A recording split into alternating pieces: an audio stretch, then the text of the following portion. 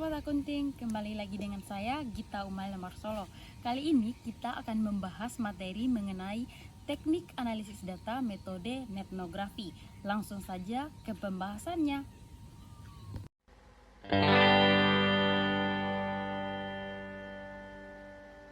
Di awal abad ke-21, kita menyaksikan transformasi fundamental dalam cara manusia berinteraksi, berkomunikasi, dan membentuk komunitas.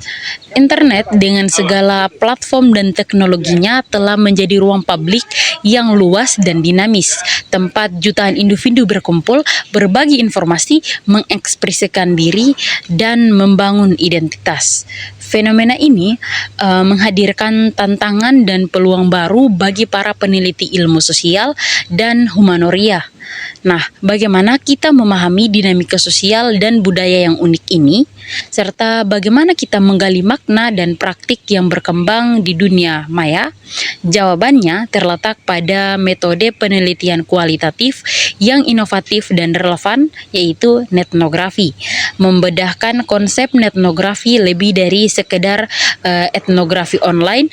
Netnografi yang pertama kali diperkenalkan oleh Robert Congenetz pada tahun 1998 adalah adaptasi metodologis dari etnografi untuk mempelajari budaya dan komunitas yang terbentuk melalui interaksi berbasis komputer. Secara etimologis, netnografi merupakan perpaduan antara internet dan etnografi, yang secara harafiah berarti etnografi internet. Namun, netnografi lebih dari sekedar mentransfer teknologi etnografi tradisional ke lingkungan online. Ia mengakui kekhasan interaksi digital, sifat data yang unik, dan pertimbangan etis yang berbeda. Memahami perbedaan esensial netnografi dan etnografi tradisional. Meskipun keduanya bertujuan memahami budaya dan perilaku kelompok, netnografi memiliki karakteristik yang membedakannya dari etnografi tradisional. Yang pertama terkait fitur etnografi tradisional dan netnografi, yaitu lokasi penelitian, ruang fisik misalnya desa, kota, organisasi, ruang visual, virtual misalnya forum online, media sosial, komunitas maupun game, akses partisipan, interaksi tatap muka, langsung, observasi pasif, observasi partisipatif online, interaksi melalui teks, gambar, video, dan lain-lain. Data utama, observasi lapangan, wawancara mendalam, artefak fisik, postingan teks, komentar, diskusi, gambar, video, audio, jejak digital lainnya. Interaksi peneliti seringkali intensif dan berlangsung dalam waktu lama, bisa pasif atau aktif. Yang kedua terkait pertimbangan etis, persetujuan, anonimitas, dampak penelitian pada komunitas, privasi online, anonimitas pengguna data publik, dan private references. Fokus utama interaksi sosial dalam konteks fisik dan budaya lokal, interaksi sosial dan budaya yang dinamis oleh teknologi digital, menavigasi proses penelitian netnografi. Langkah demi langkah melakukan penelitian netnografi membutuhkan perencanaan yang matang, pelaksanaan yang cermat, dan analisis yang mendalam. Nah, berikut adalah langkah-langkah umum yang diikuti. Yang pertama ada formulasi pertanyaan, penelitian, dan identifikasi komunitas online yang relevan. Langkah awal adalah merumuskan pertanyaan penelitian yang jelas dan terfokus. Pertanyaan ini akan memandu seluruh proses penelitian. Selanjutnya, peneliti perlu mengidentifikasi komunitas online yang paling relevan untuk menjawab pertanyaan penelitian tersebut. Pertimbangan peneliti dalam memilih komunitas meliputi ukuran, tingkat aktivitas, fokus topik, dan demografi anggota. Contoh pertanyaan penelitian yaitu bagaimana anggota komunitas penggemar game online membangun identitas dan rasa kepemilikan. Komunitas online yang relevan, forum diskusi game tertentu, grup media sosial penggemar game, memperoleh akses dan membangun kepercayaan. Nah, setelah memilih komunitas, peneliti perlu mendapatkan akses dalam beberapa kasus. Akses bersifat terbuka tetapi dalam komunitas tertutup. peneliti mungkin perlu meminta izin atau mengikuti prosedur pendaftaran. Membangun kepercayaan dengan anggota komunitas sangatlah penting. Ini dapat dilakukan dengan cara mengamati secara pasif untuk memahami norma, bahasa, dan dinamika komunitas sebelum berpartisipasi aktif. Nah, ketika berinteraksi, peneliti harus memperkenalkan diri secara etis dan transparan mengenai tujuan penelitian. Kejujuran dan rasa hormat terhadap budaya komunitas adalah kunci. Pengumpulan data yang kaya dan beragam. Yang pertama ada observasi partisipan online. Peneliti mengamati dan mencatat interaksi perilaku, bahasa, simbol, dan ritual yang dilakukan oleh anggota komunitas. Kemudian ada catatan lapangan online sangat penting dalam tahap ini, yaitu pengumpulan artefak digital. Data dapat berupa postingan teks, komentar, utas diskusi, gambar, video, audio, tautan, elemen digital lainnya yang dibagikan dalam komunitas. Peneliti perlu mencatat konteks di mana artefak tersebut muncul. Kemudian ada wawancara online. Untuk mendapatkan pemahaman yang lebih mendalam, peneliti dapat melakukan wawancara dengan anggota komunitas melalui pesan teks, email, obrolan video, atau platform komunitas online lainnya. Kemudian ada fokus grup online, yaitu mengumpulkan sekelompok anggota komunitas untuk mendiskusikan topik tertentu secara online.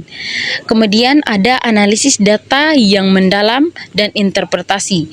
Transkripsi data. Data tekstual dan postingan komentar wawancara perlu ditranskripsikan untuk memudahkan analisis, yaitu pertama pengkodean. Proses ini mengidentifikasi dan memberi label pada segmen data yang relevan dengan pertanyaan penelitian. Kode dapat bersifat deskriptif, tematik, atau teoritis. Mengelompokkan kode-kode yang serupa menjadi kategori yang lebih luas. Yang pertama, identifikasi tema, yaitu mencari pola, hubungan, dan tema yang muncul dari kategori-kategori data. Yang menganalisis makna dan signifikan dari tema-tema yang ditemukan dalam konteks komunitas online dan pertanyaan penelitian. Peneliti perlu menghubungkan temuan dengan teori yang relevan, menggunakan berbagai sumber data, misalnya observasi, artefak, wawancara, dan perspektif penelitian untuk memvalidasi temuan. Interpretasi dan pelaporan hasil penelitian. Peneliti menyusun laporan penelitian yang mendeskripsikan komunitas online yang diteliti, metodologi yang digunakan, temuan utama, dan interpretasi mendalam. Laporan harus disajikan secara jelas, sistematis, dan menarik dengan memperlihatkan konteks budaya digital dan implementasi teoritis maupun praktis dari temuan. Visualisasi data, yaitu postingan, tangkap layar, grafik dapat digunakan untuk memperkuat presentasi hasil. Mengapa etnografi itu penting? Menyoroti keunggulan metode ini, etnografi menawarkan sejumlah keunggulan yang menjadikannya metode yang berharga untuk penelitian di era digital. Yang pertama, aksesibilitas dan kemudahan, yaitu memungkinkan peneliti untuk mengakses dan mempelajari komunitas yang mungkin sulit atau tidak mungkin dijangkau secara fisik. Melintasi batas geografi dan sosial, efisiensi biaya dan waktu. Dibandingkan dengan etnografi tradisional, seringkali membutuhkan waktu dan biaya yang besar untuk tinggal di lokasi penelitian. Etnografi cenderung lebih efisien, yang dimana data yang kaya dan alami. Data yang dikumpulkan seringkali merupakan ekspresi spontan dan alami dari perilaku dan interaksi anggota komunitas dalam konteks alaminya. Memahami budaya digital secara mendalam sangat efektif untuk mengungkapkan norma, nilai, praktik, bahasa, dan dinamika budaya yang unik dalam lingkungan online. Metode ini fleksibel dan dapat diadaptasi untuk berbagai jenis komunitas online dan pertanyaan penelitian.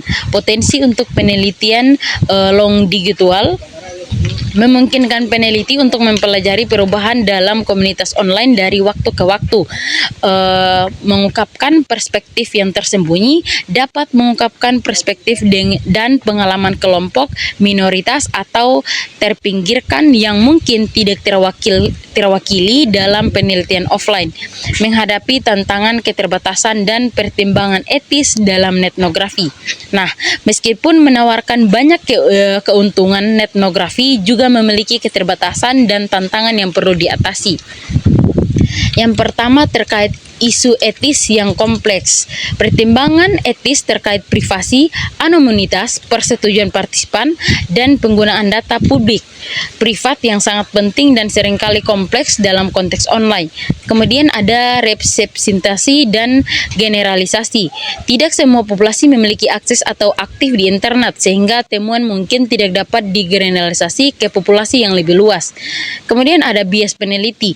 Interpretasi data dapat mempengaruhi oleh perspektif asumsi dan bias peneliti. Penting untuk melakukan refleksi diri dan mencari validasi dari sumber lain. Kemudian ada validitas dan reliabilitas data. Memastikan validitas data reliabilitas dalam lingkungan online bisa menjadi tantangan karena sifat data yang dinamis dan potensi memanipulasi. Menghormati budaya komunitas, yaitu memahami dan menghormati norma, aturan, bahasa, dan budaya komunitas online. Peneliti harus menghindari perilaku yang dapat mengganggu atau merusak komunitas, serta membedakan data publik dan data privat, yaitu mengetahui perbedaan antara data publik yang dapat diakses secara bebas dan data privat yang memerlukan izin untuk diakses dan digunakan. Penggunaan data publik pun harus tetap mempertimbangkan implikasi etis. Pertanggungjawaban penelitian, yaitu peneliti bertanggung jawab atas dampak penelitian mereka terhadap komunitas online dan individu di dalamnya. Spektrum aplikasi etnografi, yaitu melintas berbagai disiplin ilmu, fleksibel, dan kemampuan etnografi untuk memahami budaya digital telah membuatnya relevan di berbagai bidang ilmu dan industri. Yang pertama ada pemasaran dan riset konsumen, yaitu memahami perilaku konsumen online, tren pasar, sentimen merek, dan efektivitas kampanye pemasaran digital. Kemudian ada pun sosiologi dan antropologi, yaitu mempelajari pembentukan identitas online, interaksi sosial dalam ruang virtual, dinamika komunitas online, dan dampak teknologi terhadap masyarakat. Adapun ilmu komunikasi, yaitu menganalisis komunikasi online, retorika digital, diseminasi informasi, dan pembentukan opini publik di internet. Adapun ilmu politik, yaitu memahami partisipan politik digital, gerakan sosial online, kampanye politik online, dan pengaruh media sosial terhadap opini publik, yaitu mempelajari interaksi siswa dan platform pembelajaran online, budaya belajar digital, dan penggunaan teknologi dalam pendidikan. Adapun terkait studi kesehatan, yaitu memahami pengalaman pasien online, dukungan sosial dalam komunitas kesehatan online, dan pencarian informasi kesehatan di internet. Nah, selanjutnya pengembangan perangkat lunak dan desain produk, yaitu memahami kebutuhan dan preferensi penggunaan melalui interaksi mereka dalam komunitas online. Masa depan etnografi beradaptasi dengan lanskap digital yang terus berubah, seiring dengan perkembangan teknologi dan perubahan dalam cara manusia berinteraksi online. Metode etnografi terus beradaptasi dan berkembang. Beberapa tren masa depan meliputi penggunaan metode campuran, yaitu menggabungkan etnografi dengan metode penelitian kuantitatif atau kualitatif lainnya untuk mendapatkan pemahaman yang lebih komprehensif. Analisis big data dan etnografi, mengidentifikasi teknik analisis big data untuk menganalisis volume data online yang besar, fokus pada visual dan multimodalitas, memperhatikan analisis elemen visual, gambar dan video, serta kombinasi teks, gambar, audio dalam interaksi online. Kemudian pengembangan alat bantu etnografi, pengembangan perangkat lunak dan alat analisis khusus untuk membantu peneliti dalam pengumpulan dan analisis data etnografi, peningkatan kesadaran etis. Semakin banyak perhatian diberikan pada isu-isu etis dalam penelitian etnografi dan pengembangan pedoman etika yang lebih spesifik. Kesimpulan, membuka jendela ke dunia digital, etnografi adalah metode penelitian kualitatif yang kuat dan relevan untuk memahami kompleksitas budaya dan interaksi dalam lingkungan digital. Dengan pendekatan yang sistematis, perhatian terhadap detail dan kesadaran etis yang tinggi, peneliti dapat menggunakan etnografi untuk menggali wawasan yang mendalam tentang fenomena sosial dan budaya yang terjadi di dunia maya. Di era di mana kehidupan kita semakin terhubung secara digital, etnografi menjadi semakin penting sebagai alat untuk memahami dan menavigasi lengkap sosial di dunia maya.